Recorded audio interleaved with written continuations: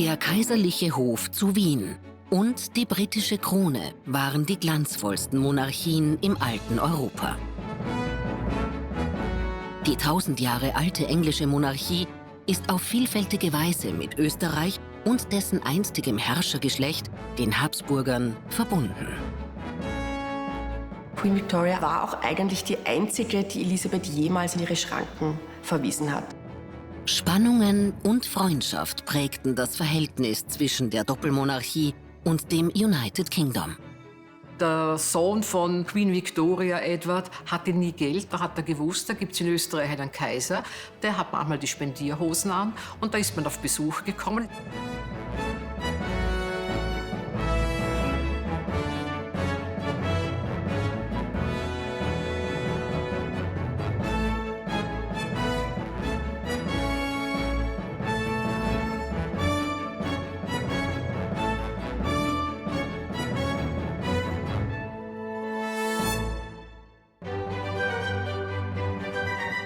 Eine kirchliche Krönung gab es in unseren Breitengraden zuletzt vor über 100 Jahren.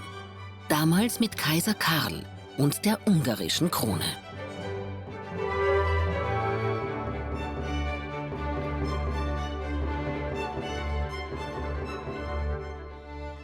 Das einzige Land, das diesen sakralen Akt des Herrschaftsbeginns bis heute zelebriert, ist das Vereinigte Königreich.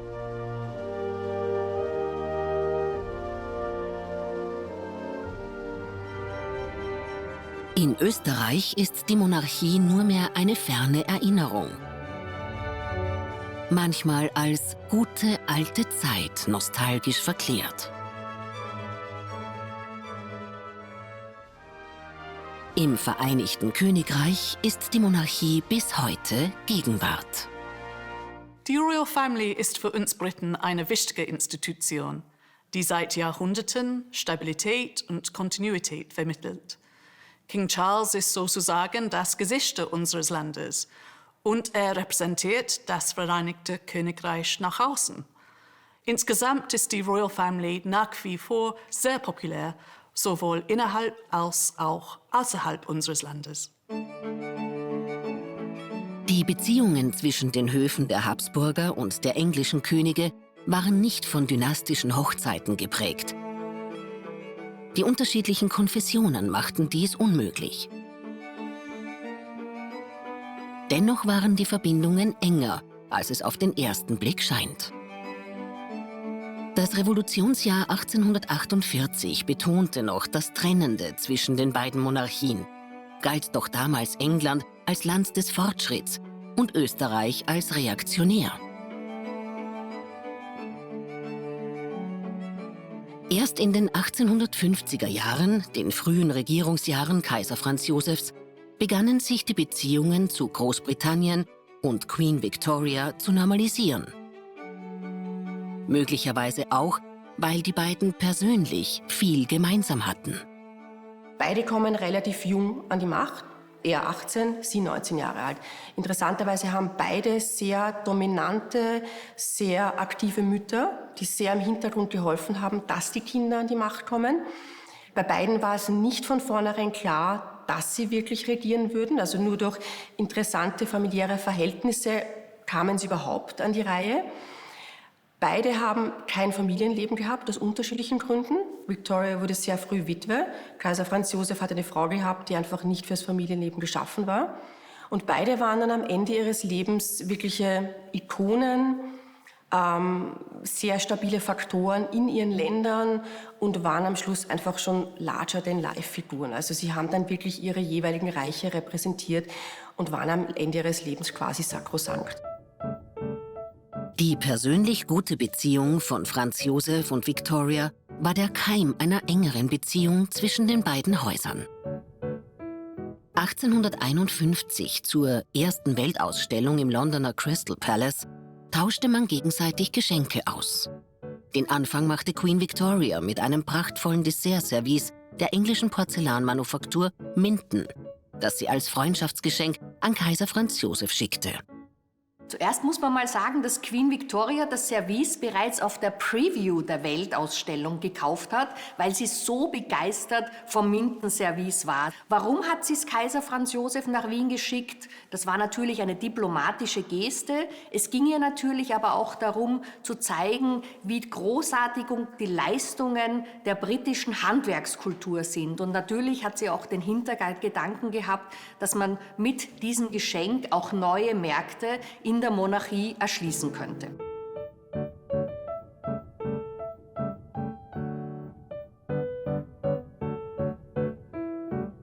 Das Besondere am Minden-Service, das im Stil des Neorokoko gestaltet ist, ist, dass es 1851 auf der Weltausstellung in London den ersten Preis der Jury gewonnen hat, die sogenannte Council Medal.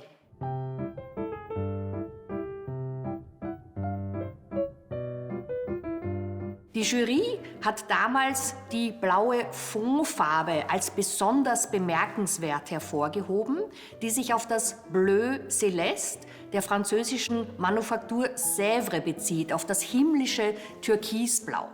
Und dieses Blau wurde von der Jury als ganz besonders hervorgehoben. Und dann gibt es noch einen Input von der Jury, der sehr, sehr positiv war. Die haben die Figuren am Aufsatz und am Sockel des Minden-Service als besonders originell und harmonisch bezeichnet. Man sprach damals davon, dass es sich dabei full of spirit handeln würde. So hat das die Jury beschrieben.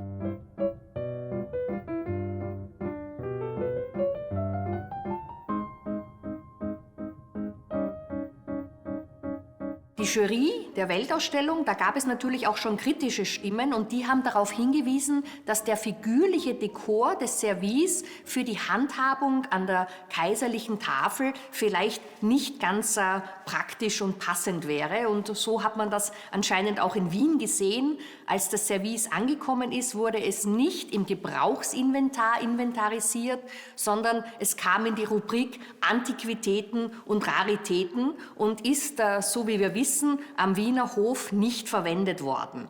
Wahrscheinlich hat man nicht genau gewusst, was man mit den Jellypots anfangen kann. Man hätte sie vielleicht für Eiscreme verwenden können, aber so weit ist die Fantasie nicht gegangen. Und unseren Informationen nach ist das Service von Kaiser Franz Josef und seiner Gemahlin Kaiserin Elisabeth wahrscheinlich nicht verwendet worden.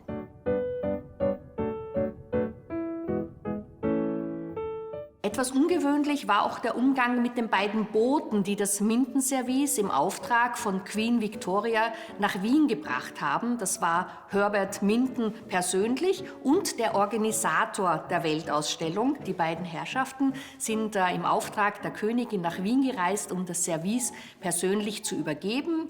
Sie haben die Möglichkeit bekommen, es in einem dunklen Raum in der Hofburg aufzubauen, damit man die Pracht ganz besonders gut sehen konnte. Der Kaiser hat sich nur leider keine Zeit für eine Audienz genommen und so sind die beiden Herrschaften ein bisschen enttäuscht abgereist, weil sie die Grüße ihrer Königin nicht persönlich überbringen konnten.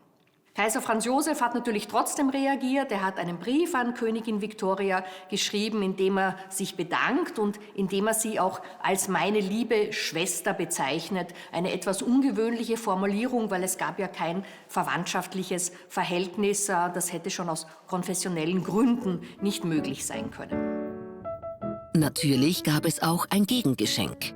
Kaiser Franz Josef hat einen großen neugotischen Bücherschrank nach London geschickt, als Geschenk für die Königin. Diese Kathedrale aus Eichenholz ist massiv und üppig dekoriert.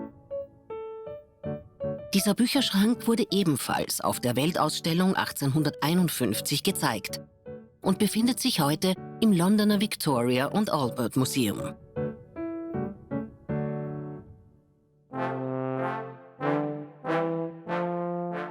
Kaiser Franz Josef und Queen Victoria trafen einander dreimal persönlich. 1888 in Innsbruck, als Queen Victoria auf der Durchreise hier Station machte. Kaiser Franz Josef war dafür extra nach Innsbruck gereist, um die britische Monarchin persönlich zu begrüßen.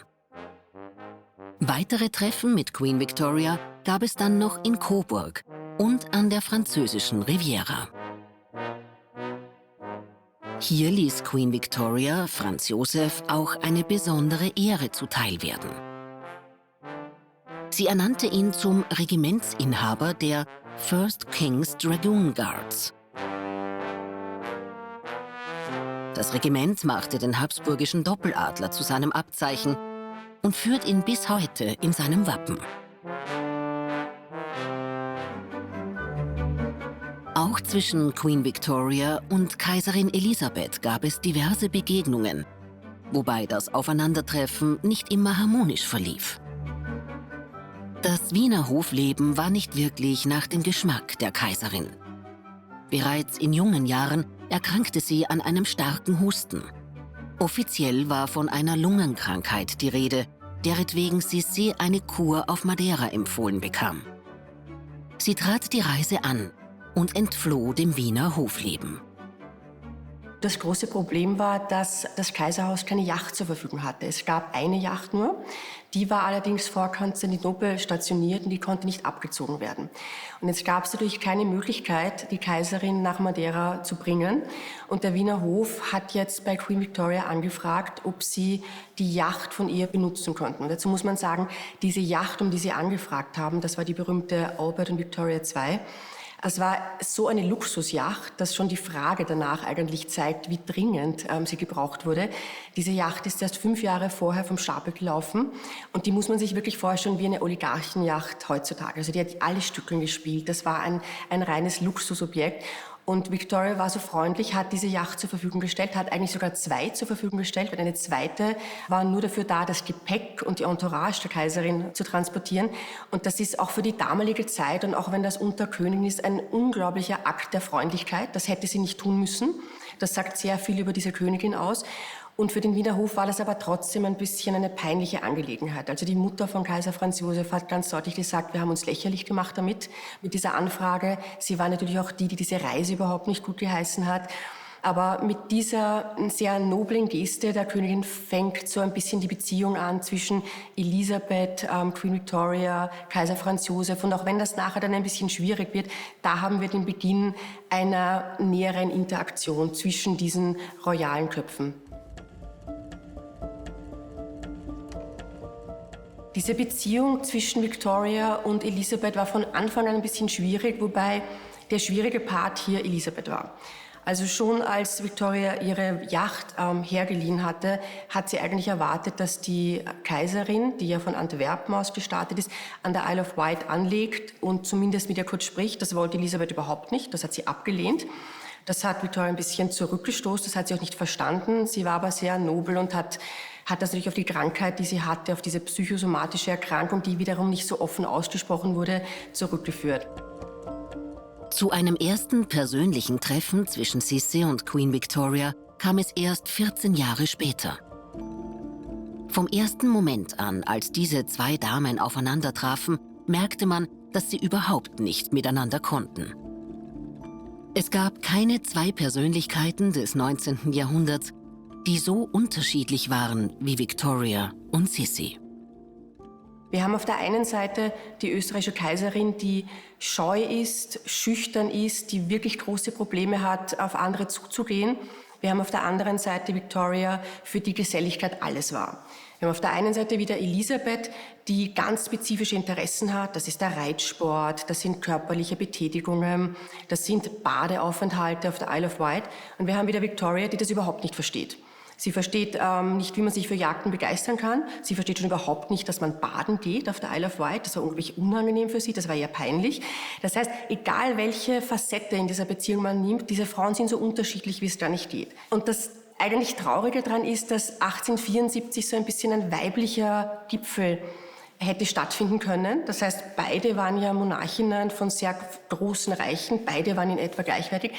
Aber es hat einfach nicht gefunkt zwischen den beiden. Wobei Elisabeth doch die war, die aus heutiger Sicht ein bisschen mehr auf sie hätte zugehen können.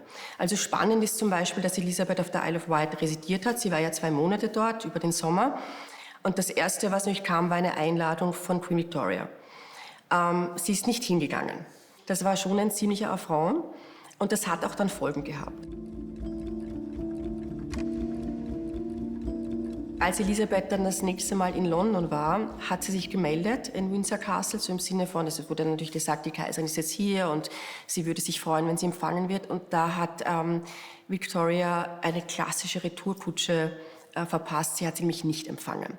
Und das hat Elisabeth fuchsteufelswild gemacht und ich vermute, es war auch ein bisschen peinlich dem Ehemann gegenüber, weil sie hat nämlich geschrieben, wenn ich mich so aufführen würde, dann wäre das natürlich ein Skandal. Das heißt, sie musste dem Kaiser jetzt mitteilen, dass sie nicht empfangen wurde. Das wusste natürlich jeder. Sowas konnte man noch nicht geheim halten. Das heißt, das wusste man in London genauso wie in Wien. Das war für den Kaiser wieder unglaublich peinlich. Es zeigte, dass in dieser Situation die Queen ganz klar gemacht hat, was man eigentlich nicht darf. Und das war eine unglaubliche Machtdemonstration. Und sie war auch eigentlich die einzige, die Elisabeth jemals in ihre Schranken verwiesen hat. Das hat weder ihr Ehemann gemacht, das haben andere Persönlichkeiten nicht gemacht. Das war ausschließlich diese mächtigste Monarchin ihrer Zeit. Man kann aus dieser ganzen Situation herauslesen, dass da ein Part bemüht war, der andere war nicht bemüht. Und das Interessante ist, das weiß Elisabeth aber auch. Also man kann aus den Briefen an Kaiser Franz Josef ganz deutlich herauslesen, dass sie ihm versucht hat, das sehr zart zu verkaufen. Also sie spricht davon, dass sie sich bemüht hat und dass es ein bisschen langweilig war, aber sie hat es ja getan. Das heißt, man kann richtig herauslesen, wie schwierig es für sie war, auch wie zickig sie zum Teil war, das muss man auch genauso benennen, und wie sie auch gewusst hat, was der Kaiser eigentlich erwartet.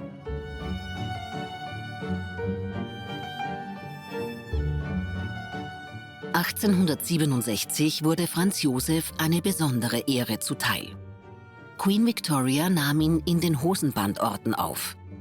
Dieser Orden, The Most Noble Order of the Garter, ist der exklusivste britische Orden und einer der ältesten Europas.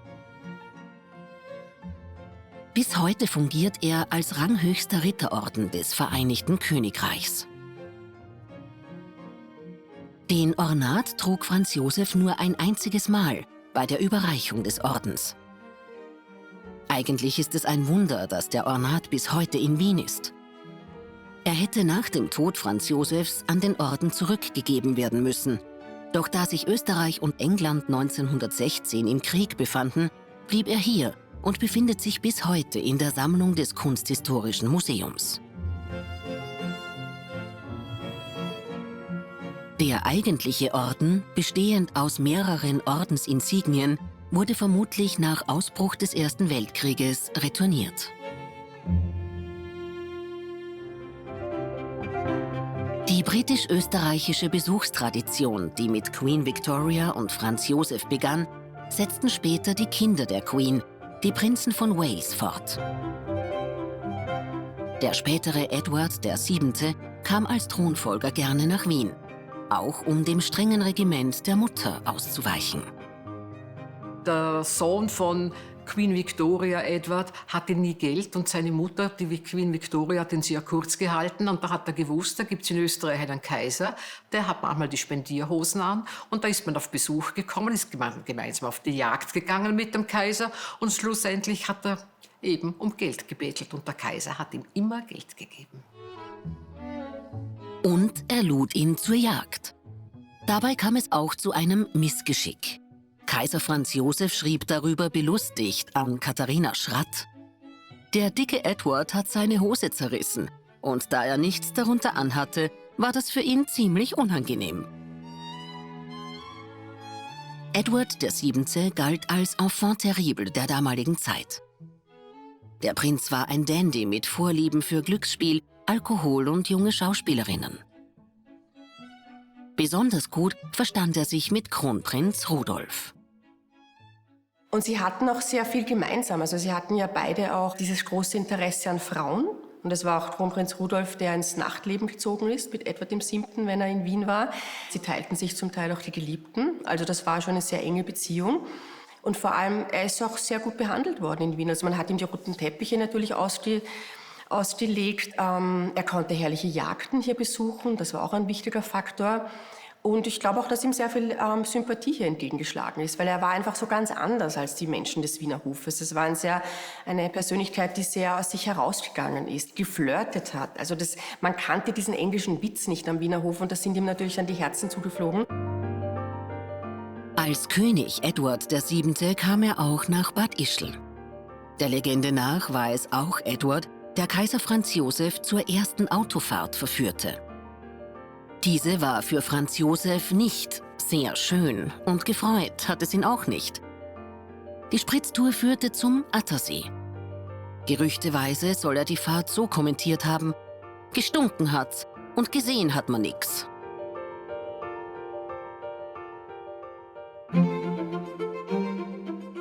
Britische Kronprinzen waren nicht nur in technischer Hinsicht fortschrittlicher als die konservativen Habsburger, sondern auch in Sachen Mode gaben sie damals den Ton an und setzten Trends, die zum Teil bis heute Bestand haben. Das britische Königshaus steht am Anfang der klassischen Herrenmode, wie wir sie heute kennen. Der erste war Prinz George, der spätere König George IV. War um das Jahr 1800 herum Mittelpunkt der Londoner Gesellschaft. Diese führte die Farbe in der Herrenkleidung ein, die bis heute getragen werden: braun, blau, grau, dunkelblau, gedeckte Farben statt der bunten Farbe der Barockzeit. Auch wenn die Farben nun weniger auffällig waren, wurden Schnitte, Stoffe und Verarbeitung immer wichtiger. Der gut sitzende Frack, bis heute der König der eleganten Herrenmode, entstand ebenfalls in dieser Zeit. Der zweite britische Trendsetter war Bertie, der erstgeborene Sohn von Queen Victoria. Als Prince of Wales bereiste er Europa, am liebsten Frankreich, auch Österreich-Ungarn. Er war der bestgekleidete Mann seiner Zeit. Alles, was er getragen hat, getan hat, wurde nachgeahmt. So schließt der elegante Herr niemals den untersten Knopf der Weste oder des Sakkos, etwas, mit dem Edward begonnen hatte. In seinem Fall waren es jedoch praktische Gründe. Da er einen ziemlich dicken Bauch hatte, ließ er diese Knöpfe geöffnet. Und heute ist dies ein Zeichen von gutem Geschmack. Edward liebte gemusterte Stoffe. Er führte gemusterte Stoffe in den Anzugmode ein. Besonders schätzte er einen schwarzen, weißen Stoff, der später nach ihm benannt wurde. Dieses Muster hat seine Wurzel in Schottland. Zur Unterscheidung der verschiedenen Clans wurde von Clanchefs individuelle Karos entworfen, sogenannte Checks. Der Fürst Nikolaus IV. Von Esterházy war auch von diesem Stoff begeistert und er ließ ein Dutzend Anzüge anfertigen, die er in Wien ausführte und populär machte. Der letzte Trendsetter war der spätere Kurzzeitkönig Edward VIII. Er galt als einer der bestgekleideten Männer seiner Zeit. Ihm zu Ehren wurde ein Krawattenknoten benannt, der einfache bzw. der doppelte Windsor-Knoten. Die Legende sagt, dass er diesen Knoten erfunden habe, doch das ist nicht richtig. Edward trug eine Krawatte aus dickem Stoff, die er mit einem sogenannten Four-in-Hand-Knoten gebunden hatte. Dieser kräftige Knoten wurde dann kopiert und man nennt diese Art zu binden bis heute Windsor-Knoten. Zwischen dem Haus Habsburg und dem englischen Königshaus bestanden im 19. Jahrhundert keine familiären Beziehungen. Aber es gab sehr wohl adelige Mitglieder des Wiener Kaiserhofes, die aufs engste mit dem englischen Königshaus verwandt waren. An erster Stelle das Haus Sachsen-Coburg und Gotha. Die Sachsen-Coburg legen eine unglaubliche Karriere im 19. Jahrhundert hin. Eigentlich entstammen sie einem unbedeutenden Herzogtum an der Grenze zwischen Bayern und Thüringen. Der damalige Herzog Franz hatte aber 9 Kinder, die eine unglaubliche Heiratskarriere hinlegten. Prinz Leopold von Sachsen-Coburg wird zum ersten König der Belgier gewählt. Die Nachkommen Leopolds regieren in Belgien bis heute. Sein Neffe Albert von Sachsen-Coburg heiratet Queen Victoria, die bereits mütterlicherseits eine halbe Coburgerin ist. Ihre Nachkommen regieren noch heute das Vereinigte Königreich, auch wenn sich die Familie im Ersten Weltkrieg elegant auf das englische Windsor umbenannte. Gegen die Deutschen führte man damals schließlich Krieg. In Wien residiert eine Nebenlinie des Hauses Sachsen-Coburg, die Wiener Coburger, ein auf Ferdinand Georg von Sachsen-Coburg zurückgehender Familienstamm. 1816 heiratet er in Wien die ungarische Magnatentochter Maria Antonia Kohori und begründet so den katholischen Zweig des Hauses Sachsen-Coburg. Es gab auch eine zweite bedeutende österreichische Adelsfamilie, die mit dem englischen Königshaus verwandt war, die Menstorff-Puyi-Dietrichstein. Auch diese Verwandtschaft hat ihren Ursprung im Hause Coburg. Sophie von Sachsen-Coburg verliebte sich in einen Flüchtling, in Emanuel Menstorff-Puyi. Er war Ende des 18. Jahrhunderts vor der Französischen Revolution aus Lothringen geflohen. Später zog das Paar nach Österreich. Sie bekamen mehrere Kinder, darunter den Sohn Alexander von Menstorff. Alexander von Menstorff-Puyi war durch seine Coburger Verwandtschaft Cousin ersten Grades von Queen Victoria und wuchs am Wiener Hof auf. Später trat er in die kaiserliche Armee ein.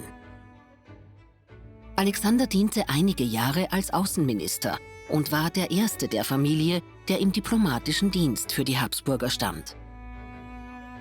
Aufgrund der familiären Beziehungen wurde der Lieblingscousin von Queen Victoria zum österreichisch-ungarischen Botschafter in London ernannt. Alexander von Menstorff-Puyi heiratete dann die reiche Erbtochter der Fürsten Dietrichstein, einer der bedeutendsten Familien des Habsburger Staates. Und diese Familie Menstorff-Puyi hat auch eine ganz besondere Beziehung zum Kaiser, weil Kaiser Franz Josef ermöglicht hat, dass die Familie Menstorff-Puyi Besitz und auch Namen der berühmten Fürsten Dietrichstein übernehmen kann. Die Dietrichstein sind 1864 im Mannesstamm erloschen. Normalerweise wäre das Ende einer solchen Familie. Weil aber die Tochter des Fürsten eine Jugendfreundin Kaiser Franz Josefs war, hat er etwas gemacht, was er eigentlich kein zweites Mal gemacht hat, nämlich er hat dem Ehemann der Tochter ermöglicht, dass er den Titel Fürst Dietrichstein übernimmt. Allerdings war das dann ein österreichischer Fürstentitel und nicht ein Fürstentitel des Heiligen Römischen Reiches. Und damit konnte die Familie Menstorff-Puyi auch auf dieses Vermögen der Dietrichstein zugreifen. Und seit damals gibt es die Fürsten Menstorff-Puyi-Dietrichstein in Österreich, die einzigen Fürsten übrigens, die während seiner Regierungszeit auch in diesen Stand erhoben wurden. Schloss Nikolsburg, das heutige Mikulow an der Grenze zwischen Mähren und Niederösterreich, wurde zur Residenz der Familie. Das heutige Aussehen erhielt die barocke Burg unter den Fürsten von Dietrichstein, die das Schloss im 16. Jahrhundert erworben hatten und hier fast 300 Jahre lang residierten.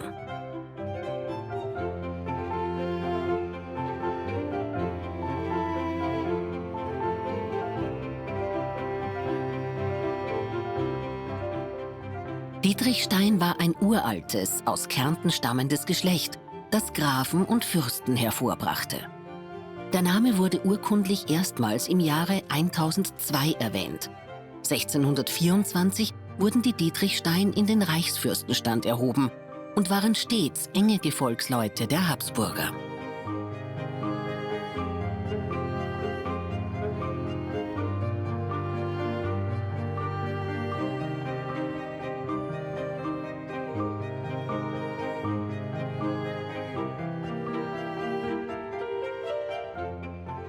Hier im Schloss wuchs auch der Sohn des Fürstenpaares Albert von Menstorff-Puyi-Dietrichstein auf, der wie sein Vater ebenfalls österreichisch-ungarischer Botschafter im britischen Königreich war.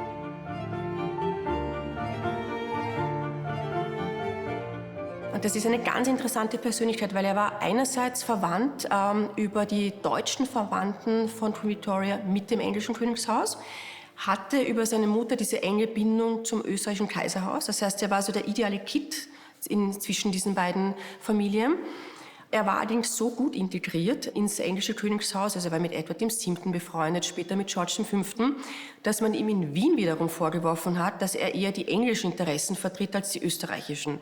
Franz Ferdinand, der Thronfolger, hat ihn genannt den Hans Wurst des englischen Königshauses. Das war ein bisschen übertrieben, so war das nicht. Aber man sieht daran, dass man ihn irgendwann nicht mehr gut einteilen konnte, also auf welcher Seite er steht, wobei die Loyalitäten schon ziemlich klar waren.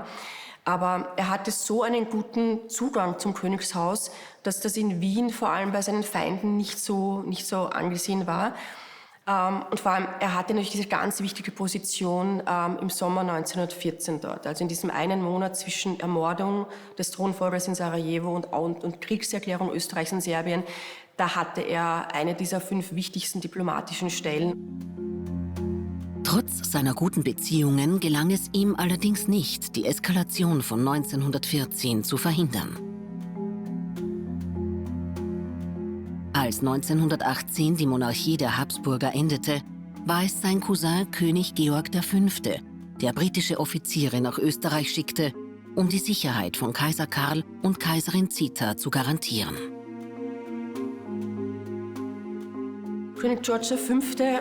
war sicherlich sowas wie der inoffizielle Beschützer des letzten Kaiserpaares, weil da eine ganz spezielle und auch sehr tragische Geschichte dahinter stand. König George V. war der Cousin des letzten russischen Zaren Nikolaus II. Die Mütter waren Schwestern. Und nach dem Ausbruch der russischen Revolution gab es immer wieder Überlegungen, die Zarenfamilie nach England zu holen. Das war natürlich politisch überhaupt nicht gewünscht. Und man hat später George V. vorgeworfen, dass er nicht mehr getan hat, wobei er natürlich nicht mehr tun konnte. Das waren alles sehr schwierige politische Verhältnisse. Und die Ermordung der Zarenfamilie 1917 war natürlich eine Riesenüberraschung. Damit hat dann im Endeffekt niemand gerechnet, dass es wirklich solche dramatischen Ausmaße annimmt. Mit diesem Wissen im Hintergrund wollte George V. Kaiser Karl und Kaiserin Zita außer Landes wissen. Jetzt waren natürlich in Österreich nicht Verhältnisse wie im revolutionären Russland, aber man konnte auch nicht wissen, wie sich entwickelt. Also wir betrachten Geschichte ja immer aus dem Heute heraus und nehmen dann an, das hätte nicht passieren können. Damals wusste man nicht, was passiert.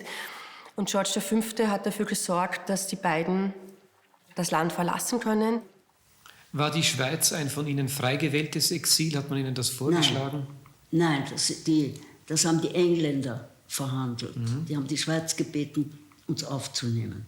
Also Sie hatten hier keine Einflussmöglichkeit? Nein, von uns aus ist gar keine Anfrage gekommen, herauszugehen.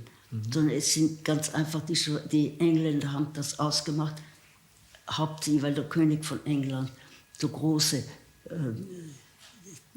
sich so viel Sorgen gemacht hat, dass er damals seinen direkten Vetter, den Zaren, nicht vor der Tötung bewahrt hat, vor der Ermordung bewahrt hat. Aber daher haben sie sich eingesetzt bei der Schweiz und haben gebeten, dass die Schweiz uns aufnimmt und haben eben ein englisches Militär geschickt, uns einfach herauszuführen.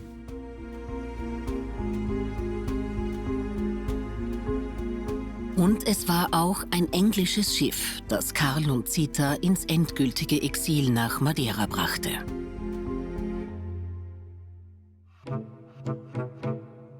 Edward VIII. War es, der die britische Krone Anfang der 1930er Jahre in eine Krise stürzen sollte, der Liebe wegen. Er ist damals der begehrteste Junggeselle Europas, der Thronfolger des britischen Königreichs. Doch noch mit 40 ist er immer noch Junggeselle, ganz zum Unmut seiner Familie. 1930 tritt eine Amerikanerin in sein Leben. Er verliebt sich in die zweifach geschiedene und immer noch verheiratete Wallis Simpson. In Österreich gesichtet werden die beiden 1935 beim Skifahren in Kitzbühel. Natürlich inkognito, wie es sich gehört. Doch die Liebesbeziehung wird immer mehr zu einem Skandal. Als Thronfolger wird ihm so eine Beziehung traditionell nachgesehen. Für einen König ist sie allerdings undenkbar. Ein Jahr später wird er zum König proklamiert. Doch nach nur 327 Tagen passiert das Undenkbare. Er dankt ab. Unmittelbar nach seiner Abdankung reist Edward, nun wieder einfacher Herzog von Windsor, direkt nach Österreich.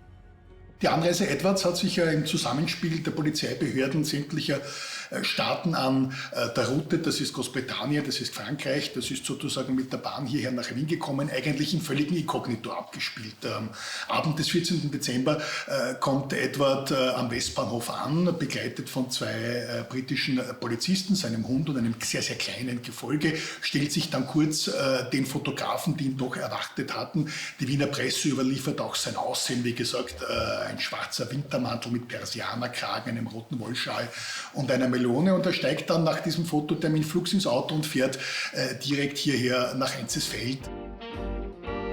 Schloss Enzesfeld ist damals im Besitz von Eugen Rothschild. Durch die freundschaftlichen Beziehungen von Wallis Simpson zur Familie Rothschild kann sich Edward hier vorerst vor der Öffentlichkeit verstecken.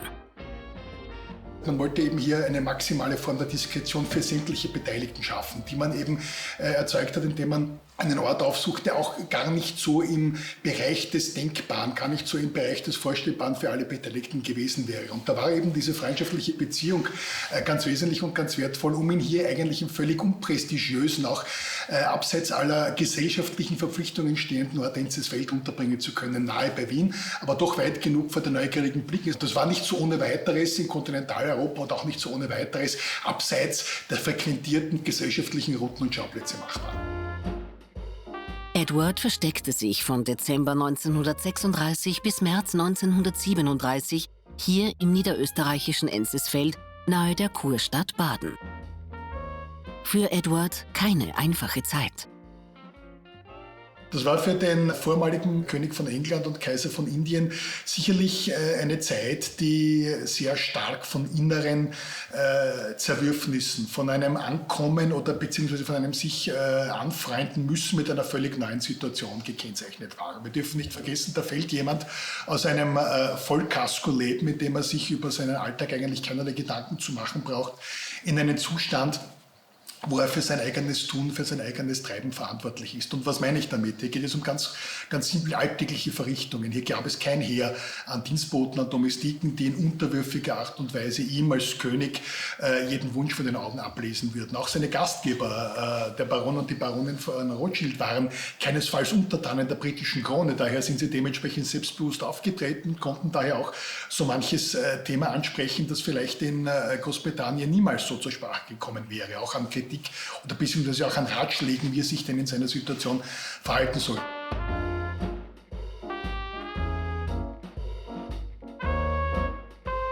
Es gibt angenehmere Gäste als einen König, der gerade sozusagen seinen Platz im Leben sucht. In den Erinnerungen ist oft die Rede davon, dass Edward ein demanding Guest gewesen sei. Jemand, der natürlich einen Lebensstil gewohnt war, jemand, der natürlich die Unsichtbarkeit der Dienstboten gewohnt war und dem man buchstäblich bislang jeden Wunsch von den Augen abgelesen hat. Das ist natürlich im Buckingham Palace, in Windsor Castle und in den anderen Häusern der britischen Krone jederzeit möglich. Gestaltet sich allerdings hier in Niederösterreich des Jahres 1936, 37 doch etwas schwierig. Und es gibt hier diese schöne Anekdote, dass ja da beide noch nicht Eheleute ja doch sehr voneinander abhängig waren. Man darf nicht vergessen, das war ja auch für Edward eine psychisch sehr herausfordernde Phase, täglich mehrere Stunden telefoniert haben. Es gab hier im Haus natürlich einen Telefonanschluss und es war damals ein händisch zu verbindendes Fernggespräch nach Frankreich, nach Paris, wo Wallis Simpson aufhältig war und sich eben auf ihr Scheidungsverfahren vorbereitet hat. Und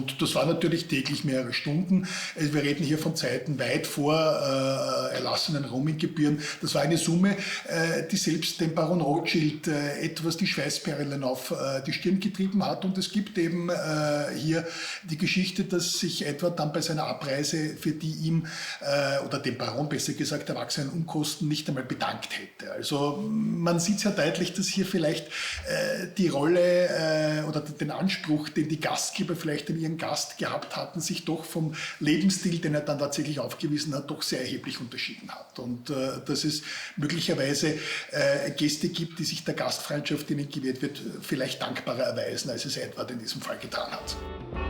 Im Frühjahr 1937 reiste er von hier nach Frankreich, um seine Wallis zu ehelichen. Die Weltenbummler suchten auch danach Schutz vor der Presse. So im Herbst 1937 in einem kleinen Lustschlösschen auf einer künstlichen Insel genau an der Grenze zwischen Mähren und Österreich, die seinem Nikolsburger Cousin Mensdorf-Pouilly gehörte.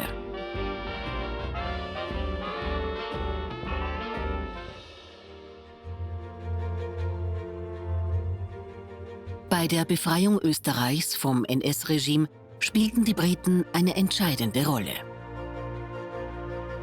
Sie zählten zu den beliebtesten Besatzungstruppen und blieben bis zur Unterzeichnung des Staatsvertrages in Österreich.